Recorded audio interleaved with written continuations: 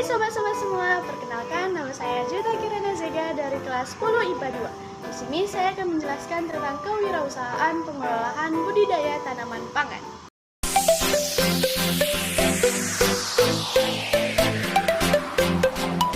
Hasil budidaya pangan dapat dimanfaatkan untuk memenuhi kebutuhan pangan sendiri. Selain itu juga dapat dimanfaatkan sebagai mata pencarian.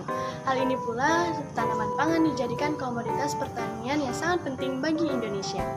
Jika dilihat berdasarkan umur, tanaman tahunan dibagi menjadi dua, yaitu tanaman semusim dan tanaman tahunan. Tanaman semusim adalah tanaman yang dipanen dalam satu musim tanam, yaitu antara 3-4 bulan atau 6-8 bulan. Tanaman tahunan adalah tanaman yang terus tumbuh setelah bereproduksi atau menyelesaikan siklus hidupnya dalam jangka waktu lebih dari 2 tahun, misalnya sukun dan sagu. Tanaman pangan juga dibagi menjadi 3 kelompok, yaitu serealia, kacang-kacangan, dan umbi-umbian. Serealia dan kacang-kacangan ini menghasilkan biji sebagai produk dari hasil budidayanya, sedangkan umbi-umbian menghasilkan umbi akar atau umbi batang sebagai hasil dari produk budidayanya. Sekarang kita akan membahas singkatnya serangkaian proses dan juga teknik budidaya tanaman pangan. Cek tidak. Pertama, pengolahan lahan. Pengolahan lahan dilakukan untuk menyiapkan lahan sampai siap ditanami.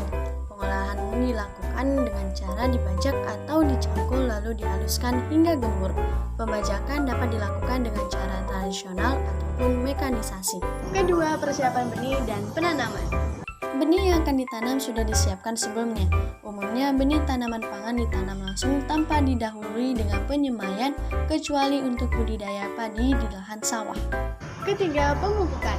Pemupukan bertujuan memberikan nutrisi yang cukup bagi pertumbuhan dan perkembangan tanaman. Pemupukan dilakukan setelah benih ditanam. Keempat, pemeliharaan. Kegiatan pemeliharaan meliputi penyulaman, penyiraman, dan pembumbunan. Kelima, pengendalian OPT atau organisasi pengganggu tanaman. Pengendalian OPT harus disesuaikan dengan tingkat serangan. Pengendalian OPT dapat dilakukan secara manual maupun dengan pestisida. Keenam, panen dan pasca panen.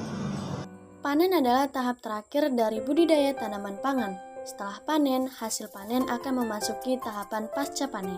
Perhitungan biaya produksi budidaya tanaman pangan pada dasarnya sama seperti biaya bisnis pada umumnya. Biaya yang dimasukkan dalam perhitungan penentuan harga pokok produksi yaitu biaya investasi, biaya tetap, dan biaya tidak tetap.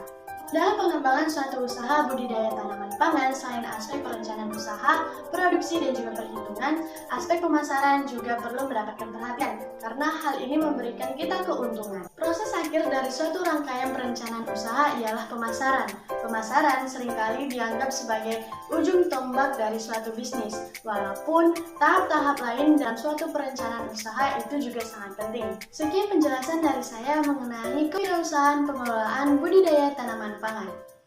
I'm an icon, man. And my girl about a 10. I should fuck her in the Benz.